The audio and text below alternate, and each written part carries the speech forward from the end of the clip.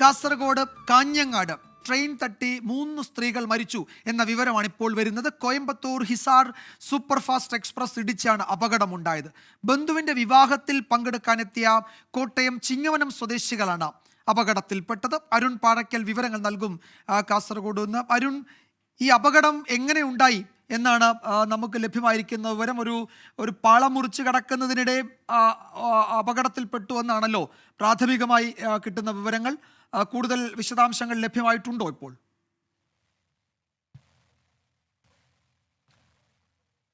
വിജയകുമാർ, വൈകിട്ട് 6:45 കൂടിയാണ് ഈ അപകടം ഉണ്ടായതെന്നാണ് നമുക്ക് അറിയാൻ സാധിക്കുന്നത്. ഞാനിപ്പോൾ നിൽക്കുന്നത് കാഞ്ഞങ്ങാട് റെയിൽവേ സ്റ്റേഷനിലെ 2ാമത്തെ പ്ലാറ്റ്ഫോമിലാണ്.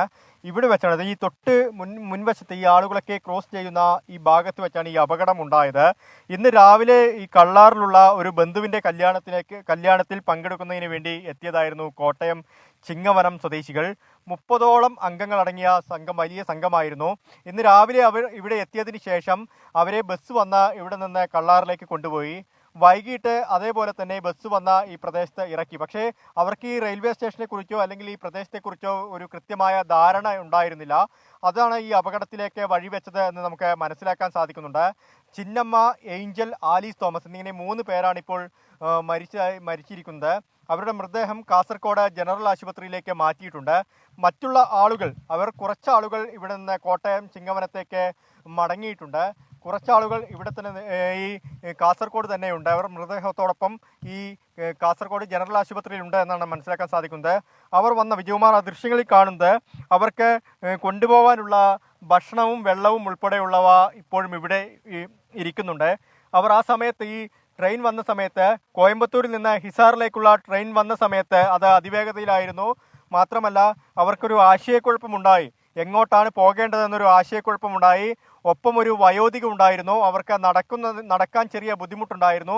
ഒരുപക്ഷെ അവരെ രക്ഷപ്പെടുത്താനുള്ള ശ്രമത്തിനിടയിലായിരിക്കാം മറ്റുള്ള 2 പേർ കൂടി ഈ അപകടത്തിൽ പെട്ടതെന്ന് നമുക്ക് മനസ്സിലാക്കാൻ സാധിക്കുന്നു. ഇപ്പോൾ RPF ഉൾപ്പെടെയുള്ള ആളുകൾ, പോലീസ് സംഘം ഇവിടെ ഉണ്ടായിരുന്നു. അവർ ഈ വിവരങ്ങളൊക്കെ ശേഖരിച്ച് മടങ്ങിയിട്ടുണ്ട്. എന്തായാലും ഇത്തരത്തിലുള്ള അപകടം ഈ കാഞ്ഞങ്ങാട് റെയിൽവേ സ്റ്റേഷനിൽ ആദ്യമായല്ല വിജയകുമാർ സംഭവിക്കുന്നത്. അതാണ് ഏറ്റവും പ്രധാനപ്പെട്ട കാര്യം. അതിൽ ഏറ്റവും ശ്രദ്ധേയമായൊരു കാര്യം, ഈ ഒരു പ്രദേശത്ത് റെയിൽവേ മേൽപ്പാലമില്ല എന്നുള്ളതാണ്. ഈ പ്രദേശവാസികളൊക്കെ തന്നെ, ഈ നാട്ടുകാരും യാത്രക്കാരും ഒക്കെ തന്നെ ഒന്നടങ്കം പറയുന്നത് ഈ പ്രദേശത്ത് ഒരു റെയിൽവേ മേൽപ്പാലമില്ല എന്നുള്ളതാണ്. ഈ ഒരു ഭാഗത്ത്, അതായത് ഈ റെയിൽവേ സ്റ്റേഷനിൽ എത്തി ഏറ്റവും എളുപ്പത്തിൽ കാഞ്ഞങ്ങാട് ടൗണിലേക്കും കാഞ്ഞങ്ങാട് ബസ് സ്റ്റാൻഡിലേക്കും പോകാനുള്ള ഒരു വഴിയാണ് ഇത്. ഈ റെയിൽവേ ട്രാക്ക് മുറിച്ചു കടന്ന് ഏറ്റവും എളുപ്പത്തിൽ റെയിൽവേ പല പ്രാവശ്യം ഈ മതിൽ അടച്ചു കെട്ടിയിരുന്നു. പക്ഷേ ഇങ്ങോട്ട് കടക്കാനുള്ള എളുപ്പത്തിനായി ആളുകൾ അത് പൊളിച്ച് ഈ ഒരു ഭാഗത്തു കൂടി നടക്കുന്നതാണ്. അതുകൊണ്ടാണ് ഈ അപകടം വലിയ തോതിൽ ഇവിടെ പെരുകുന്നത്. എന്തായാലും ദാരുണമായ സംഭവമാണ് ഓണത്തലേന്ന് ഉണ്ടായിരിക്കുന്നത് വിജയകുമാർ. അതിദാരുണമായ സംഭവമാണ്. നേരത്തെ അരുൺ പറഞ്ഞതുപോലെ അവിടെ മേൽപ്പാലമില്ല.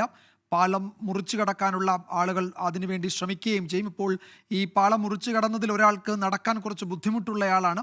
അപകടത്തിൽ പെടും എന്നറിഞ്ഞപ്പോൾ രക്ഷപ്പെടുത്താൻ കൂടി മറ്റുള്ളവർ ശ്രമിച്ചതാവാം എന്ന് കരുതുന്നു. കോട്ടയം ചിങ്ങവനം സ്വദേശികളാണ് ഈ അപകടത്തിൽപ്പെട്ടത്. അരുൺ പാറയ്ക്കലാണ് വിവരങ്ങൾ നൽകിയത്.